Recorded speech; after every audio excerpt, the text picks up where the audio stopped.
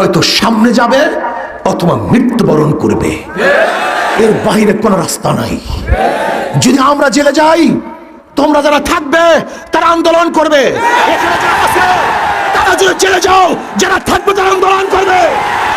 যারা বাঁচবে তারা সংগ্রাম করবো, যারা বাঁচবে তারা সংগ্রাম করবো। এই শাহিদ জাহানের বিরুদ্ধে আন্দোলন করবো, সংগ্রাম করবে। আমার আজকে দেখেছেন, আজকে পত্রিকায় আসছে বিচ্ছুনার উপরে মানুষকে শহীদ করা হয়েছে। আজকে পত্রিকায় দেখেন, যারা শহীদ হয়েছেন তাদের রুহের মাগফিরাতের জন্য আজকে এই আয়োজন। তারা কেন শহীদ হয়েছেন, তাদেরকে কেন হত্যা করা হয়েছে, তাদের দাবি কি ছিল, এ সম্পর্কে কম বেশি ইতিমধ্যেই আমরা অনেকেই জেনেছি। তারা দাবি করেছেন কোটা বিরোধী আন্দোলন, কোটা থাকবে না। কোটার বিরুদ্ধে তারা আন্দোলন করেছিলেন, দাবি তুলেছিলেন মেধার ভিত্তিতে চাকরি হবে, কোটার ভিত্তিতে নয়। 56% কোটার ভিত্তিতে চাকরি হচ্ছে। চিন্তা করা যায়, কোন কোন ক্ষেত্রে দেখা যায় অনেক বেশি। এর কারণটা কোথায়, এর কারণটা কি? একটা ছেলে একটা মেয়ে সারা জিন্দেগি পড়াশোনা করবে, মেধার যাচাইতে যখন সে উত্তীর্ণ হবে, কিন্তু কোটার কারণে সে চাকরি পাবে না, এটা যৌক্তিক কোনো কারণ হতে পারে? এটা হয়? এই কোটা কি? এই কোটা হলো, এই কোটার মাধ্যমে আওয়ামী লীগের সমস্ত সন্ত্রাসীদেরকে প্রশাসনে নিয়োগ দেওয়ার একটা মাধ্যম। আজকে দেখেছেন প্রশাসনের অবস্থাটা কি? সব জায়গায় আওয়ামী লীগ, সব জায়গায় ছাত্রলীগ, সব জায়গায় দলীয়করণ। বাংলাদেশের এমন কোন ক্ষেত্র নাই যেখানে দলীয়করণ নেই। চাকরির ক্ষেত্রে খোঁজা হয় যে এর বাবা কি করছে, এর দাদা কি করছে, এর তালুই কি করছে, এর খালু কি করে, এর দুলাভাই কি করে। যদি গোটা বংশের মধ্যে আওয়ামী লীগের বাহিরে কেউ থাকে, তার আর চাকরি হয় না। এটা কি দেশ? এ দেশ হতে পারে? হ্যাঁ, আজকে নিরস্ত্র ছাত্রদের উপরে যেইভাবে গুলি চালানো হয়েছে, আবু সাঈদের উপরে গুলি চালানো হয়েছে, মনে হয় যেন পাখি শিকার করলেও এইভাবে শিকার করা হয় না। আবু সাঈদের কাছে কোনো অস্ত্র ছিল না, আগ্নেয় অস্ত্র ছিল না, তলোয়ার ছিল না, কিচ্ছুই ছিল না। সে লাঠি নিয়ে দাঁড়িয়ে বুক পেতে বলেছে, আমার বুকে গুলি দাও। অমনি তার বুকে গুলি দেওয়া হয়েছে। এই গুলি আবু সাঈদের বুকে দেওয়া হয় নাই, বাংলাদেশের প্রত্যেকটা নাগরিকের কলিজার মধ্যে গুলি দেওয়া হয়েছে। বাংলাদেশের প্রত্যেকটা নিরাপদ নাগরিকের বুকের উপরে গুলি চালানো হয়েছে। এই গুলির টাকা কার ছিল? ওই আবু সাঈদের টাকা ছিল। ওই আবু সাঈদের ভ্যাটের টাকা, ট্যাক্সের টাকা দিয়ে যে গুলি কেনা হয়েছে, সেই গুলি আবু সাঈদের বুকে বিদ্ধ করা হয়েছে। আজকে ছাত্রলীগের কাছে কোনো মানুষ নিরাপদ নয়, পুরুষ নিরাপদ নয়, মহিলারাও নিরাপদ নয়, তাদের ইজ্জত নিরাপদ নয়, টাকা নিরাপদ নয়। আপনারা দেখেছেন ছাত্রলীগ কি করেছে? নিরস্ত্র ছাত্রদের উপরে অস্ত্র নিয়ে ঝাঁপিয়ে পড়েছে। আপনি কি দেখেছেন? নিরস্ত্র ছাত্র এবং ছাত্রীদেরকে তারা হত্যা করেছে। আপনারা কি দেখেছেন? আজকে হাজারো ছাত্রদেরকে পঙ্গু করা হয়েছে, অন্ধ করা হয়েছে, বিকলাঙ্গ করা হয়েছে, হাজারো মায়ের বুককে খালি করা হয়েছে। আজকে যে অস্ত্র দিয়েছিলাম আমাদের বাংলাদেশের নাগরিককে হেফাজত করার জন্য, আর সেই প্রশাসন ভারতের ওদেরকে কিছু বলতে পারে না, ওদের উপরে গুলি চালাতে পারে না। প্রশাসন শুধু আমাদের জনগণের উপরে, বাংলাদেশের জনগণের উপরে, নিরীহ জনগণের উপরে তারা গুলি চালায়। আজকে শেখ হাসিনা খুনি হয়ে গেছে, রাক্ষস হয়ে গেছে, জালেম হয়ে গেছে। সে মসনদে বসে মানুষকে মানুষে মনে করে না, মনে হয় যেন মানুষ নয়, সবাই জানোয়ার। এবার প্রমাণ করতে হবে আমরা মানুষ কি মানুষ নয়, বাংলাদেশের জনগণ কি জনগণ কি জনগণ নয়। শেখ হাসিনার চেয়ারে বসে যা বলবে তাই আমাদেরকে শুনতে হবে না, আমরা শুনবো না। আমরা ব্রিটিশের বিরুদ্ধে আন্দোলন করেছিলাম, আমরা ভাষার পক্ষে আন্দোলন করেছিলাম, ব্রিটিশদেরকে দেশ থেকে তাড়াতে বাধ্য করেছিলাম, আমরা পাকিস্তানি খুনিদেরকে দেশ থেকে বাধ্য করেছিলাম ভারতে। আমরা খুনি শেখ হাসিনাকেও ওই বাসনাদ থেকে নামাতে বাধ্য করবে ইনশাআল্লাহ।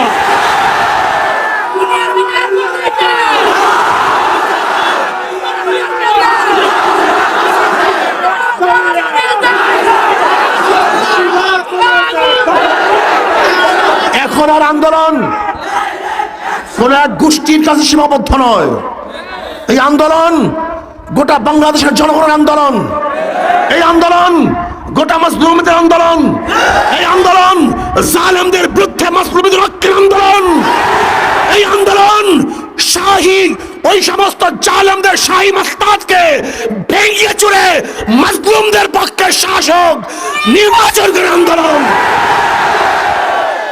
যতক্ষণ পর্যন্ত এই জালেম সরকার, এই খুনি সরকার, ফ্যাসিস্ট সরকারকে আমরা উৎখাত করতে না পারবো ততক্ষণ পর্যন্ত রাজপথ ছাড়বো না ইনশাআল্লাহ।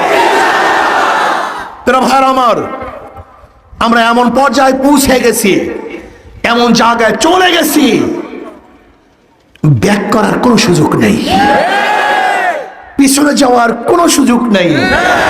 তুমি কি জানো যদি আন্দোলন বন্ধ করে দাও, হাজার হাজার মানুষ জেলে ধুকে থেকে মরতে হবে, হাজার হাজার মানুষ গুম হবে, হাজার হাজার মানুষ খুন হবে, ব্যাক করার কোনো সুযোগ নাই।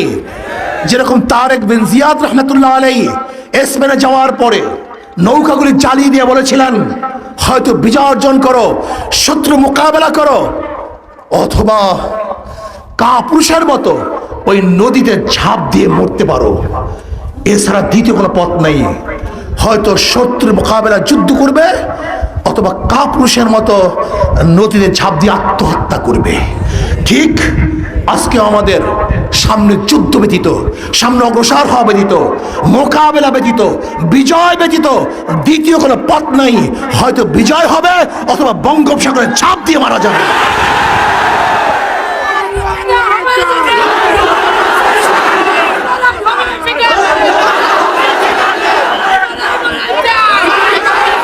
তুমি ভেবেছো কি এই আন্দোলন এখানেই শেষ? না, যদি কোনো অবস্থাতে চুপচাপ হয়ে যাও, রাস্তা ছেড়ে দাও, রাজপথে উঠে যাও, তাহলে সরকার কিন্তু উঠবে না, এবং মামলা শুরু হবে, হামলা শুরু হবে, নির্যাতন শুরু হবে, হাজার হাজার হাজার হাজার মানুষকে গুম করা হবে, খুন করা হবে, পঙ্গু করা হবে।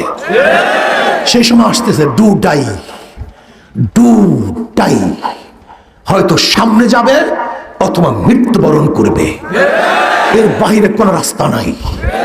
যদি আমরা জেলে যাই, তোমরা যারা থাকবে তারা আন্দোলন করবে, তারা যদি জেলে যাও, যারা থাকবে তারা আন্দোলন করবে, যারা বাঁচবে তারা সংগ্রাম করবো, যারা বাঁচবে তারা সংগ্রাম করবো, এই শাহী জালেমের বিরুদ্ধে আন্দোলন করবো, সংগ্রাম করবে। আমার আজকে দেখেছেন, আজকে পত্রিকায় আসছে, আজকে পত্রিকায় আসছে বিচ্ছুনার উপরে মানুষকে শহীদ করা হয়েছে। আজকে পত্রিকায় দেখেন, পত্রিকায় দেখেছি। অথচ আপনারা জানেন এই পত্রিকাগুলি সম্পূর্ণ সরকারের দালালদের পত্রিকা। সরকারের দালালের পত্রিকার মধ্যে যে 20 জন মানুষের শহীদের ঘটনা চলে আসে, তা কত মানুষ মারা গেছে আমি জানি না। যদি মানুষ মারা যায় একজন, সেখানে পঙ্গু হয় কতজন, আহত হয় কতজন। আজকে হাজারো মানুষ আহত হয়েছে, চিকিৎসা করতে পারে না, হসপিটালে গেছে চিকিৎসার জন্য, সেখানে ওই ছাত্রলীগের ডাকাত এবং গুন্ডারা, খুনিরা সেখানে আক্রমণ করেছে, চিকিৎসা করতে পারেন, সেখানে অ্যারেস্ট হয়, তাদেরকে জেলবদ্ধ করা হয়ে অবস্থায় আজকে হাজারো মায়ের বুক খালি করা হয়েছে, হাজারো আমার বোনকে বিধবা করা হয়েছে, হাজারো বাচ্চাদেরকে এতিম করা হয়েছে, হাজারো মানুষ আজকে কবরের মধ্যে চলে গেছে। আবু সাইদ আজকে দুনিয়ার মধ্যে নেই। নরসিংদীতে আমাদের ছাত্র আন্দোলনের ভাই শাহাদাত বরণ করেছে গতকালকে। এই শাহাদাতের রক্তের বদলা না নেওয়া পর্যন্ত শপথ করো কেউ রাস্তা ছাড়বো না। ইনশাআল্লাহ রাস্তা ছাড়বো না, মরবো, রাস্তায় মরবো, কুকুরের মতো সিঙ্গারের মতো গর্তে মারা যাবো না। ইনশাআল্লাহ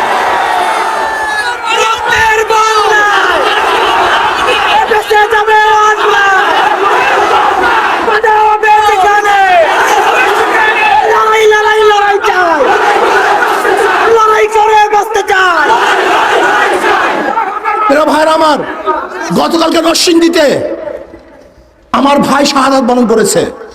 নারায়ণগঞ্জে হাজার আমার ভাই আহত হয়েছে, হাজারো ভাই আহত হয়েছে, শহীদ হয়েছে হাজার মানুষ।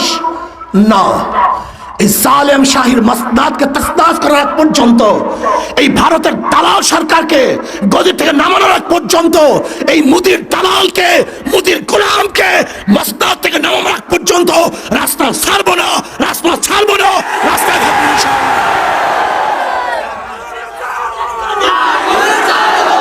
আমি আবারও বলছি, যদি মরার জন্য ঐক্য হও, কেউ মরবে না। আর বাঁচার জন্য যদি বিচ্ছিন্ন থাকো, একজন বাঁচতে পারবে না। খুঁজে খুঁজে বের করবে, খুঁজে খুঁজে বের করবে। দুটাই, দ্বিতীয় কোনো পথ আমাদের নাই, দ্বিতীয় কোনো পথ আমাদের নাই। হয়তো আমরা বিজয় অর্জন করব, অথবা শাহাদাত বরণ করব। যারা আজকে মারা গেছে, আমরা তাদের জন্য দোয়া করব। আল্লাহ পাক তাদের জিন্দেগির সমস্ত গুনাহ খাতা মাফ করে দেন। আল্লাহুম্মা আমিন। রব্বানা যালামনা আনফুসানা ওয়া ইন লাম তাগফির লানা ওয়া তারহামনা লানাকুনান্না মিনাল খাসিরিন। রব্বানা আতিনা ফিদ দুনিয়া হাসানাতাও ওয়া ফিল আখিরাতি হাসানাতাও ওয়া কিনা আযাবান নার। আল্লাহ আমাদের গুনাহ খাতা মাফ করে দেন, গুনাহ থেকে বাঁচিয়ে থাকার তৌফিক দিয়ে দেন। আল্লাহ আপনার জমিন, আপনার হুকুমত, ইসলাম হুকুমত কায়েম করে দেন। ইসলাম হুকুমতের জন্য সাহাবায়ে কেরামদের নমুনায় সহিহ জাদ্দোজাহাদ করার তৌফিক দিয়ে দেন। মাওলানা এই আন্দোলনকে আপনি কবুল করে নেন। আল্লাহ যারা শহীদ হয়েছে তাদের জিন্দেগির সমস্ত গুনাহ খাতা মাফ করে দেন। আল্লাহ যারা শহীদ হয়েছে আপনার জিন্দেগির সমস্ত গুনাহ খাতা মাফ করে দেন। তাদের কবরকে জান্নাতের বাগিচা বানায় দেন। আল্লাহ যারা আহত হয়েছে জলদি সুস্থ করে দেন। আল্লাহ যে যে অবস্থায় আছে সবাইকে আপনি শান্তিতে রাখেন, হেফাজতে রাখেন। আল্লাহ জালেমের বিরুদ্ধে আন্দোলন করার তৌফিক দিয়ে দেন। আল্লাহ জালেমকে আপনি হেদায়েত দিয়ে দেন। যদি ওদের কপালে হেদায়েত না থাকলে নমরুদ, ফেরাউন, সাদ্দাত আমাদের ধ্বংস করে দেন। ইসলাম মুসলমানদের হেফাজত করেন। এই কাফেলা আপনি কবুল করে নেন। রব্বির হামহুমা কামা রব্বায়ানি সগীরা। وصلى الله تعالى على خير خلق محمد وآله وأصحابه وأزواجه وأتباعه أجمعين وارحمنا معهم برحمتك يا أرحم الراحمين.